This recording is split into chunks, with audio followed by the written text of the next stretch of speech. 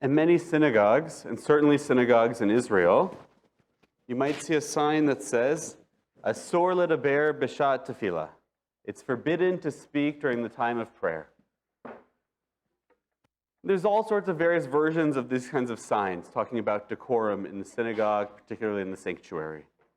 Some synagogues have signs that say, silence, put away your cell phones before entering. Sometimes they're more kitschy or silly. If God's going to call you, it's not going to be on your cell phone. Remember, we even had a silly sign for the holidays. I don't remember what it was, but it was some kind of a pun about tablets and Moses and the tablets. There are all sorts of different signs like this that rabbis put up and synagogues put up to try to enforce decorum in the synagogue and in the sanctuary during services. And why does it matter is the question? Well, according to Jewish law, the synagogue, in particular, during prayer should be a place of decorum, a place of reverence, a place of awe, a place that's quiet. Often the least of talking. Should be singing the prayers, but often the sources compare it to visiting a king. They say you wouldn't have idle chat while you were standing before the king. You'd also dress quite appropriately if you were standing before the king. So all the more so when you're in prayer before the King of Kings, HaKadosh Baruch Hu, the Holy Blessed One, Ribono Shalom, the ruler of the universe. All the more so should we have that sense of decorum. We'll go on a small tangent. I'm a big coffee drinker. Sometimes I'll even have it during minyan or during the service. And once a few years ago, I had a congregant who said to me, actually this exact analogy. They didn't like that I was drinking coffee during services, and they said, if you were standing before the president, they recognize that I don't know what it is as an American to have a king or a queen, but if you were standing in front of the president, would you be drinking your cup of coffee? And I thought about it. And it reminded me of one of my favorite TV shows, the drama The West Wing. And while the president has all sorts of meetings and ceremonial appearance steeped in formality and decorum, the show is about those he worked closest with on a daily basis in the West Wing. And that was what I loved about it, the scenes that were different. Those moments where the president was with his staff and they were arguing, or they were sharing something vulnerable about themselves. When they acted as if they had an incredibly close and personal relationship. It was those moments that were my favorite bits of the show. Always they were respectful of the president, but it was personal, relatable. So I explained that to the congregant. I work in a synagogue. I'm in and out of the sanctuary multiple times a day. It's like someone working in the West Wing.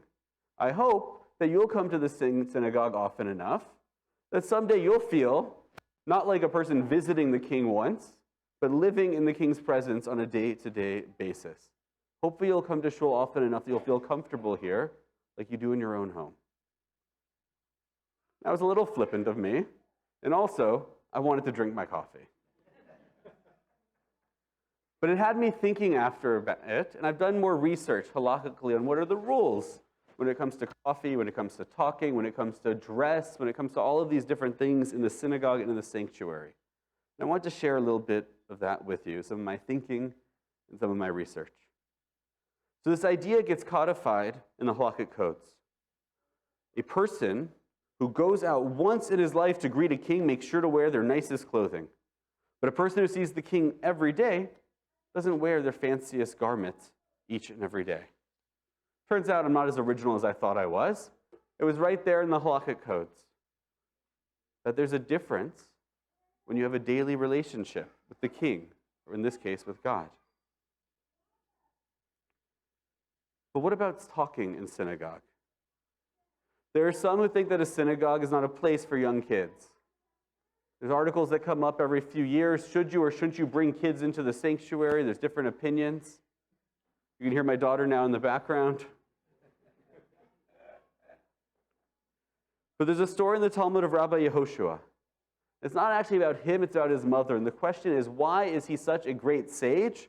And the answer is that from the day he was born, his mother did not remove his crib from the Beit HaMidrash, from the study hall, so that only words of Torah would enter his ears.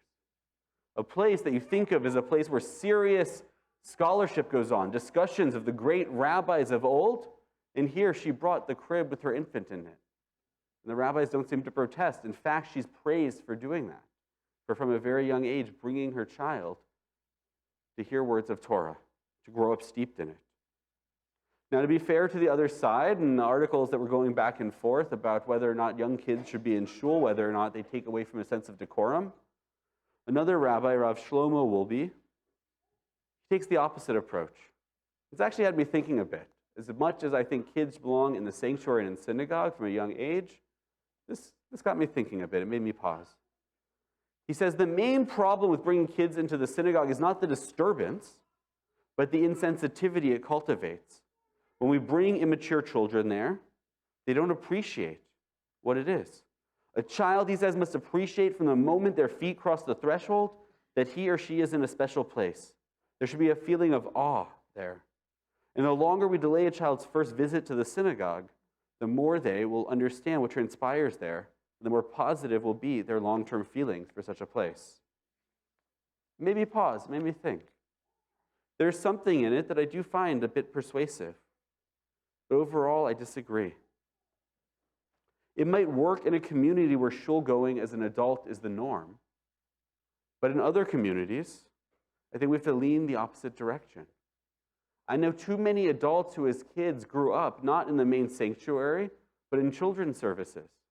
And there was never a bridge that brought them into the main sanctuary to the point where they grew up feeling comfortable at shul, even if they went regularly. Always in the youth service, always in the teen service, always at Hillel and university. But those are often very different davening environments than what we have even in liberal Jewish sanctuaries.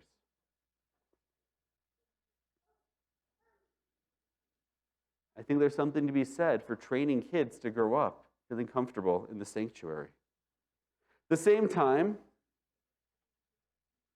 I myself personally and clergy in general, we're often victims to exactly what Rabbi Wolbe says. Losing that sense of awe when you're in there on a daily basis. Oftentimes, when rabbis tell people not to talk at shul, the rabbis, I'll admit, myself included, are often the worst offenders. That's the word. The worst offenders of this very act. But we'll come back to that. What about dress? What kind of clothing should a person wear at synagogue? I've heard the joke many times about picturing Moses and the Israelites crossing the desert and how hard it was for them in their long coats and their strimals. And that joke thinks about or points out the cultural difference. Clothing changes in times and places with culture. And the connotation of what respect is respectful and what is decorum and what is appropriate changes as well culturally. It doesn't stay the same. And too often, I think synagogues and Jewish institutions place outdated cultural norms on these requirements. I remember a debate when I was at Camp Ramah many years ago in California about changing the policy for what women have to wear in prayer, because they have to have their shoulders covered, and they have to have shorts that, or at least skirts, whatever it is, that go below the knee. And yet, it could be 105 degrees outside, and the guys would be wearing shorts that went well above the knee. The guys could be wearing shirts that were very loose-fitting and all sorts of other things. But for the women, it would have been inappropriate, the camp said. So they readdressed that policy to think about making it more equitable and fair and making people a little more comfortable when they were davening outdoors in over 100-degree weather, even 90-something degree weather. After Shabbat, you can translate that to Celsius. But clothing is cultural in so many ways. Take the kippah. There was a time where wearing a hat was a sign of respect, a sign of reverence and awe for the person that you were talking to or the place you were in. And that's why we wear a kippah. It's a sign of respect. And yet today, in any formal setting, when you go indoors, you generally take your hat off as a sign of respect. If you were standing in a courtroom or before prime minister or a king or a president, you'd remove your hat. The culture has changed. I'm not suggesting that kippot change when we think about what is appropriate. Because the truth is, halachically, what's appropriate in synagogue, what's appropriate for prayer, what's the bare minimum requirement? Not a lot. It's roughly what you'd see on a beach. And again, I'm not suggesting that that should be our standard. But so often, I hear people talking about what someone else is wearing at shul. And too often, it's someone that was here, not on a regular basis, but someone who was visiting a synagogue one time. Maybe they were there just to check it out. Maybe they haven't been to synagogue in a long time and they didn't know what to expect. Maybe they're there as a guest of a bar or bat mitzvah or for an ufra, for some other ceremony and family celebrating. They don't come to shul very often. And their experience of going is seeing people look at them because the dress is too short or their shoulders aren't covered or someone's not wearing the right kind of shoes, not wearing a tie or a coat. Not that those are the standards here, but in many communities, you get looked at or something said to you for doing such.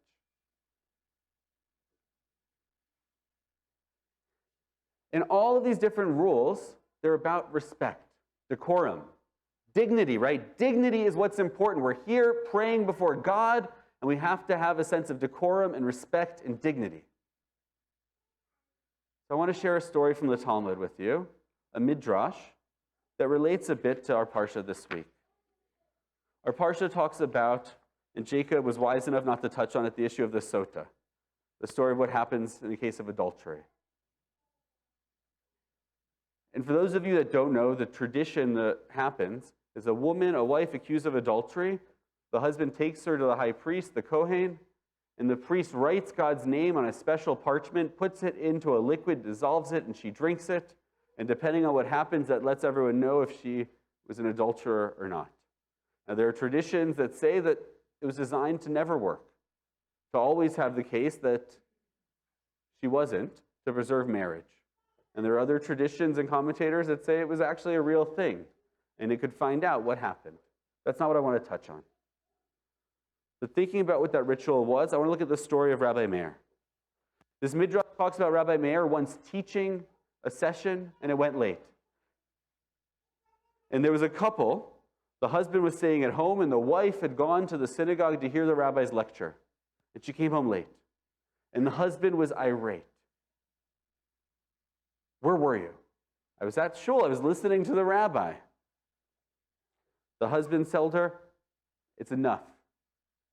I'm not going to forgive you. You're not welcome in my home until you go and you spit in that rabbi's face. Harsh. A week went by, 2 weeks went by, 3 weeks went by, and she wouldn't do it. And she and her husband stayed apart. Until finally her neighbor said to her, you're having a quarrel with your husband, let's go see the rabbi. Let's go talk to him. And the rabbi had an idea of what was going on, and when she came in the lecture, he said to everyone, you know what? There's something wrong with my eye. Does anyone know how to do a charm? How to do something to help heal my eye? And her friend said to her, that's your chance. Go up to him, agree to give him the charm, and spit in his eye, and you can go back to your husband. So she raises her hand. She goes up to the rabbi. But when she stood in his presence face to face, she said to him, I don't really know a charm. That's not really why I'm here. And he says to her, spit in my eye 7 times, and I'll be healed. Some rabbi. She does as he says, and he tells her, go back to your husband and say, you asked me only to do it 1 time, but I did it 7 times. They go back, they make up. That's not where the story ends.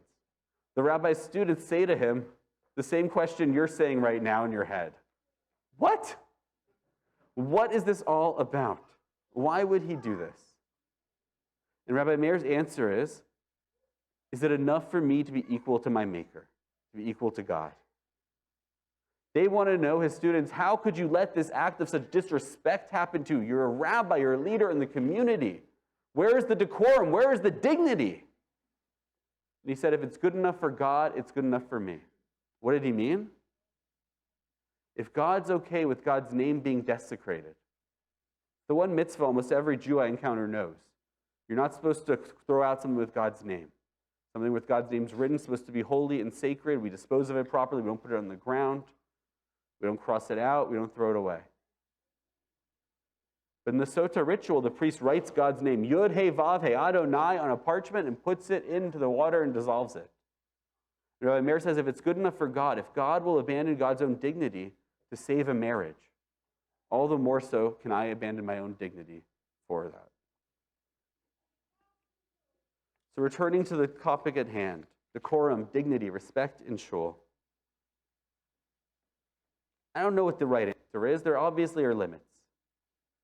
But at the end of the day, the question that we should think about is, what is the dignity of having so many people not come to synagogue? What is the dignity in having a room that is quiet because it's empty? Or what is the decorum in having a room where everyone is dressed as formally as possible because they're standing before the King of Kings? But there are very few people in that room. Maybe not even a minyan. Maybe not even enough to pray. What is it we're trying to preserve is the question. I don't know if I was right or not, but a number of years ago when I was a rabbinic intern, I was at a synagogue and I was still a rabbinical student. And during the Kiddush, someone that was a guest of the B'nai Mitzvah family took out their phone during Kiddush to take a family photo. Everyone was dressed up so nice. Everyone looked good. And someone that was a regular at the synagogue ran over to them, screaming from across the room, "How can you take your phone out? It's Shabbat. Put your phone away. Put your phone away." I walked over and I asked, "Would you like to be in the picture? I'm happy to take it for you." I got some dirty looks that day. But I hope, even if I wasn't halakhically right, I hope I was right in making someone maybe be willing to come to synagogue again sometime in the future. Because at the end of the day, to me, that's the goal. To create a space that we can pray together, to create a space that we can celebrate together, to create a space where nobody feels unwelcome. What is the dignity we're trying to preserve? This Shabbat, I'd like us to think about that. Shabbat Shalom.